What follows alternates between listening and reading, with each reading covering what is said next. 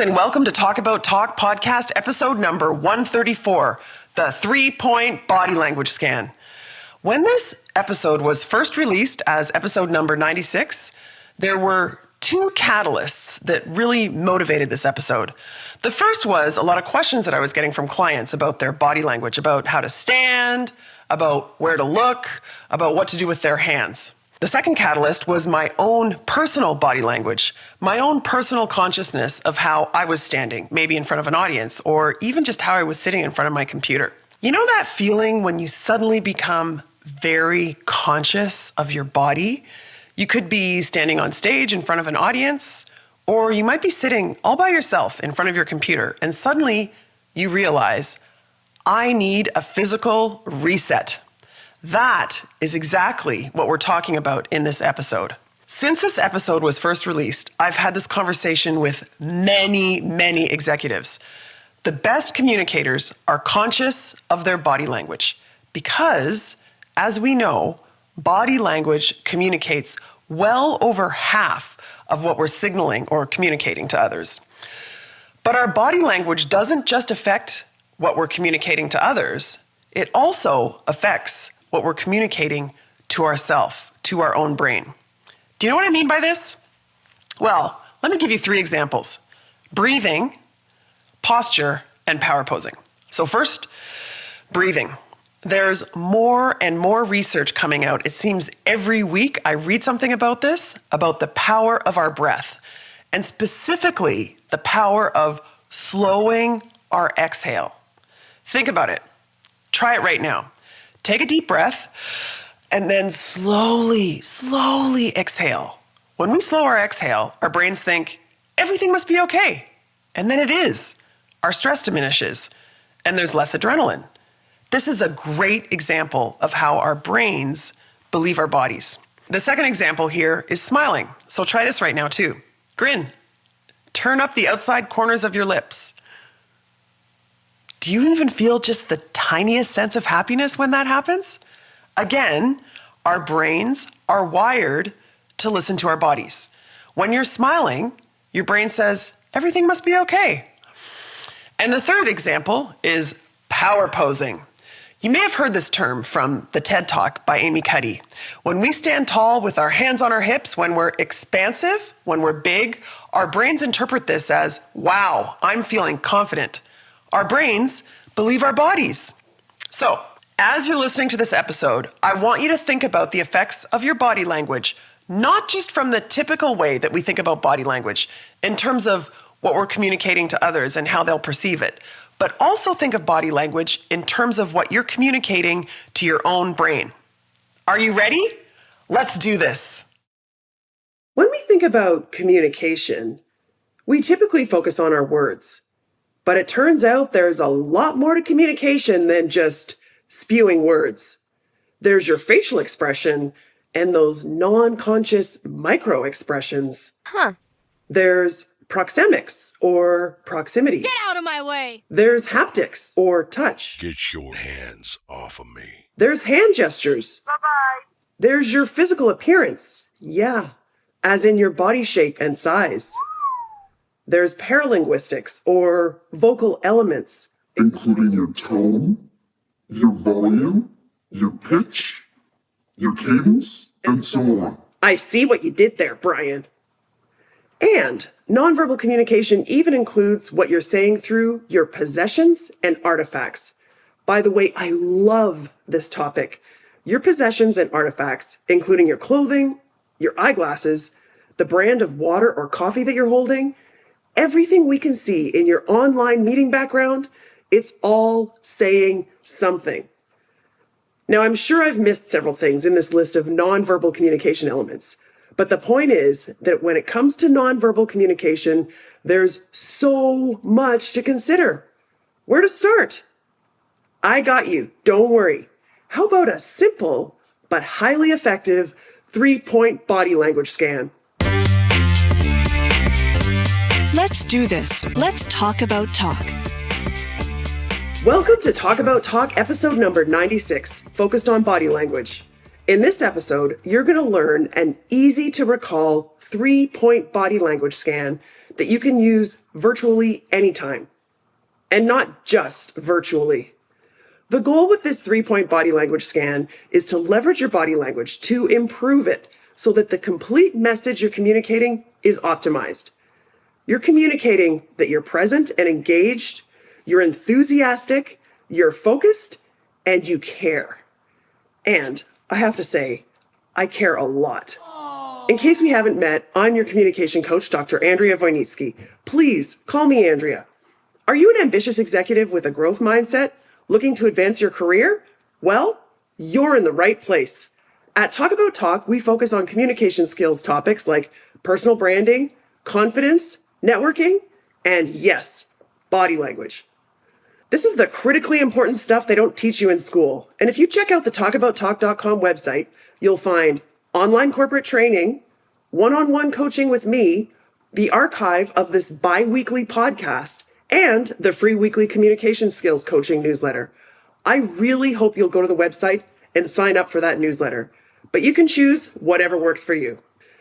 Okay, welcome to Talk About Talk, episode number 96. In this episode, we're going to easily memorize the 3-point body language scan with specific insights and advice for what you can do and not do for each of these 3 points. I'm going to guess that for this episode in particular, you won't need to reference the show notes. It's just 3 points. But like every single other episode we've recorded, I'm happy to supply you with summarized, easy to print show notes. If you go to talkabouttalk.com, click on podcasts and then show notes, it's all right there. So, as I always say, just keep doing whatever you're doing.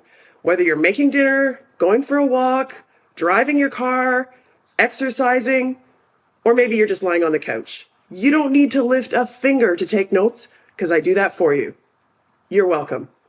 And speaking of body language, I have a big smile on my face right now. Can you tell? Whee! Let's start with this. There are 2 main reasons why body language is so significant.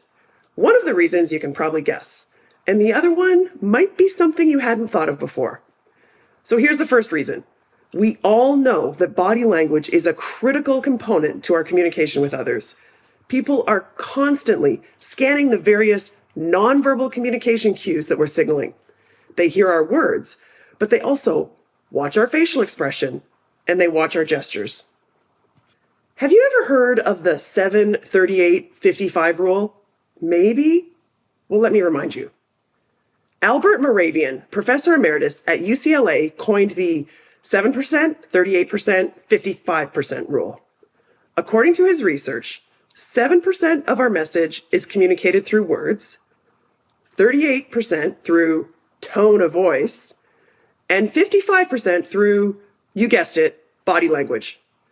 These 3 components need to be congruent. In other words, ideally, your words, your tone, and your body language are all saying the same thing. And 55% of your communication is body language. As always happens, and in fact, as should happen, other academics have disputed his research. For example, does this ratio apply to all contexts? What about podcasts? But the point is, body language is a significant factor in our total communication. Perhaps even more than half of our message to others is communicated through our body language. So that's the first reason why body language is so significant. Body language comprises a significant proportion of our total communication to others. Probably not news to you, right? Here's the second reason why body language is important. It's something you may not have considered. Your own body language is also communicating implicitly to your very own brain. More and more research is confirming the insight that our brain believes the way our body acts. Our brain believes our body language. That's why I'm standing up right now and I have a big smile on my face and I'm using strong, purposeful hand gestures. Yes, even when I'm recording an audio podcast episode, I'm using my body language.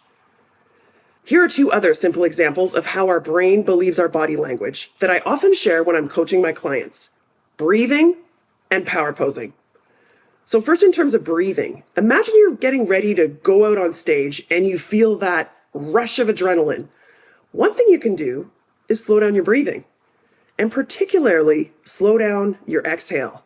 We've all heard that our body kicks into fight, flight, or freeze mode when we're feeling anxious, stressed, or threatened.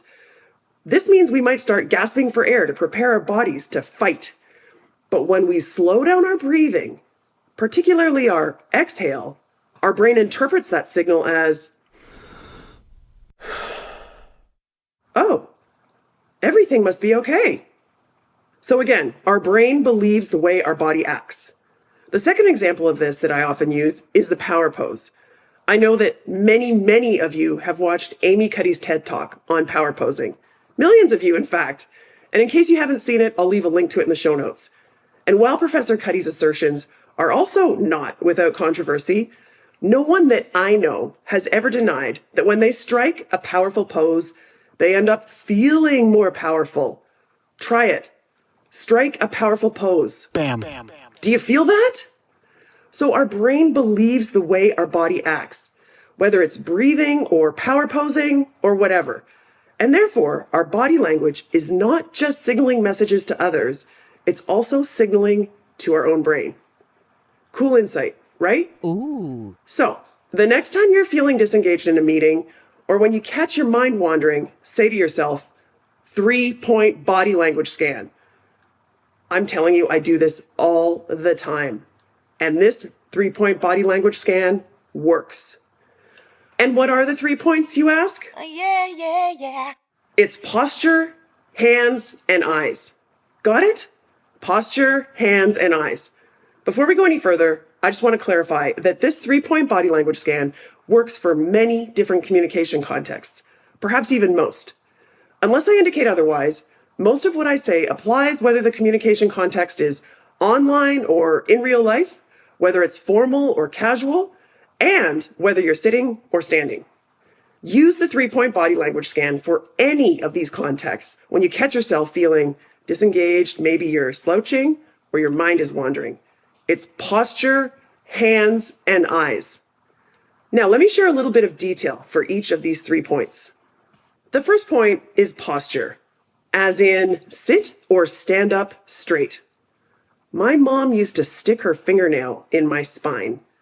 Yeah, not pleasant at the time, but now I'm grateful for that. So thanks, Mom.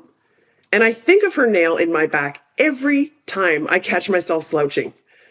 The ideal body language, as in communicating that you're engaged, you're enthusiastic, you're focused, and you care, the ideal body language in terms of your posture is to be open, not closed. Open as in shoulders back.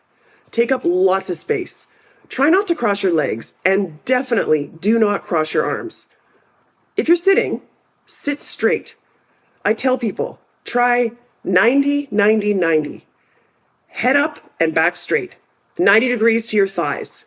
Then 90 degrees to your lower legs. Then 90 degrees to your feet, which are sitting parallel and flat. 90-90-90. And that's it for the first point in the 3-point body language scan. Posture. Sit or stand up straight. Be expansive. And try 90-90-90. Hands are the second point in your body language scan. Where are your hands? And what are you doing with your hands? There are 2 things to consider here. 1, keep your hands in view. And 2, use slow, purposeful movements. Keep them in view. Why? Well, if your hands are in view, you're more likely to use them. And generally speaking, people prefer it when others use hand gestures. I read some research that concluded that the most popular TED Talkers used almost double the hand gestures in their 18-minute talks versus the least popular TED Talkers. Fascinating. The other reason to keep your hands in view is that we trust people more when we can see their hands. It turns out we are wired to look at people's hands. If you can see my hands, you can trust that I'm not going to hurl a stone at you, or pull out a knife, or fire a gun. Gotcha. Okay, seriously, this is a thing. If you want to be trusted, show people your hands. If you're standing up, keep your hands out of your pockets. Keep them in front of you, possibly in the steeple position, but you're definitely not hiding your hands. If you're seated at a boardroom table, keep your hands in view, above the tabletop. Loosely clasping your hands is good, but avoid tightly clasping your hands. Tightly clasped hands can implicitly communicate fear or anger. And if you're in an online meeting, I have so much to share here. First of all, if you're in an online meeting, your hands obviously won't be in the frame for the whole meeting, but you do want to gesture with your arms and your hands. For my clients who don't use their hands enough, I first suggest that they keep their hands up on the table in front of them, not in their lap. That way, they're much more likely to use them. But if you gesture too much, and yes, that can be a thing and not a good thing, it can be a distraction, I suggest that these people keep their hands on their lap. So you can regulate how much you use your hands by making it easier or harder to use your hands, depending on where you keep your hands as a home base. Make sense? Secondly, for online meetings, when you're using hand gestures, say counting the top 3 things, 1, 2, and then 3 fingers, or say you're listing something, you could show levels. There's A, and then there's B, and then there's C. Or perhaps you're using your hands to show emphasis, or surprise, or enthusiasm. If you're using a hand gesture, keep your hands in the frame. It seems obvious, but if your hands are cut off, who knows what hand gesture you're making, right? One thing I've done and encouraged others to do is to log on to an online meeting a few minutes early, look at yourself on your screen, and practice drawing out the frame, the boundary of where your hand gestures can be seen. Draw it out with your hands. My last point for hands. People with more power or who are more confident use slower, more purposeful gestures. Try it. Hold your hands up slowly and powerfully. Do you feel more confident and capable? Well, you look more confident and capable. Savage. So take it slow and purposeful. No flailing. This is especially important if you're in an online meeting. It's almost like that frame puts a spotlight on you. Everything is exaggerated. So no flailing, no jerky movements, slow, purposeful hand movements. Got it? Now we've covered 2 of the 3 points in our 3-point body language scan. We've covered posture and hands. Now the last point, eyes. I have a list of several things for you to consider with regard to your eyes, starting with eye contact, of course. We are wired to appreciate eye contact. And if someone's avoiding making eye contact, if they're constantly looking away, we assume they're shifty or they're hiding something. They certainly can't be trusted. And trust me, people are looking at your eyes. I read somewhere recently that our faces get more than their fair share of attention when it comes to interpersonal communication. It's true.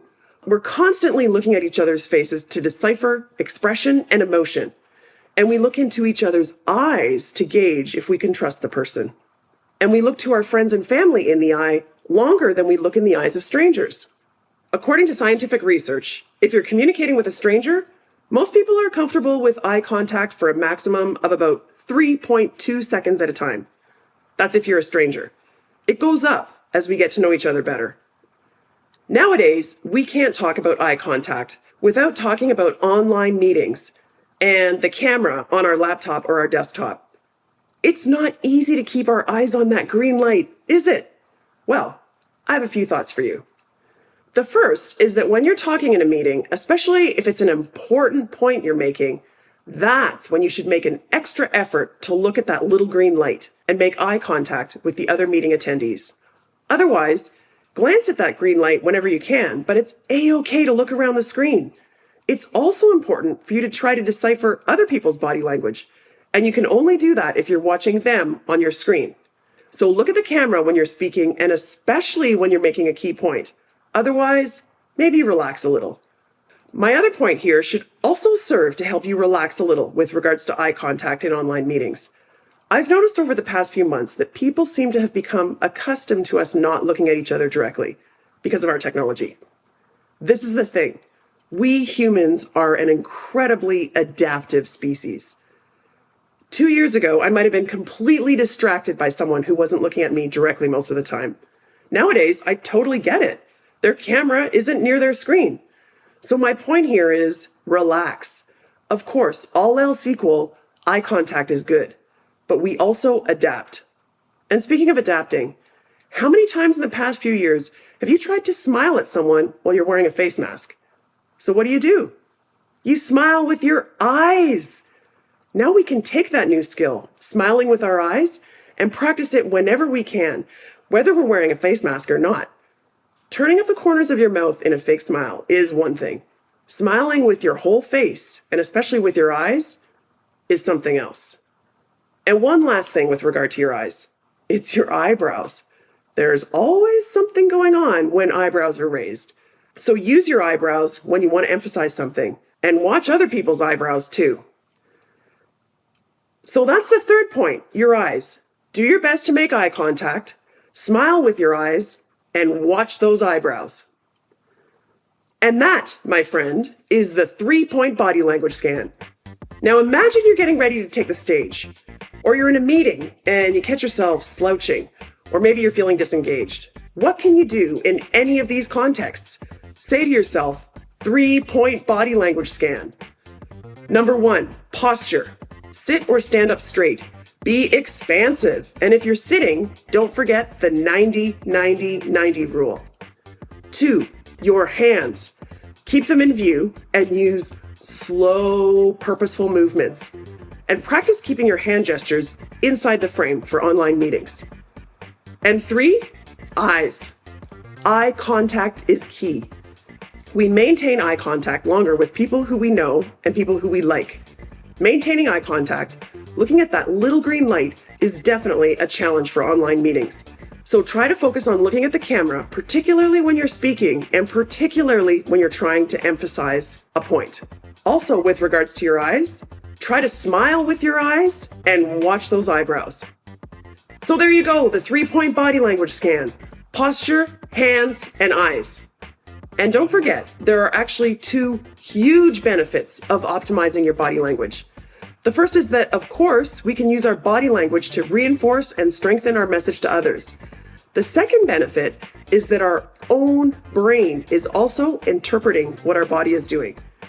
So if your body is acting as if it's alert, engaged, and enthusiastic, then everyone around you, including your own brain, will interpret that you are alert, engaged, and enthusiastic. It's like our body language is contagious. Guess what? That's it, the 3-point body language scan. I use this all the time, and I promise it works. I'd love to hear how it goes for you. Please email me anytime at andrea@talkabouttalk.com. And speaking of email, if you'd like to receive a weekly email from me with new podcast episode announcements and free communication skills coaching, you can sign up on the talkabouttalk.com website. Thanks so much for listening. You've optimized your body language through your posture, your hands, and your eyes. Now go! Talk soon!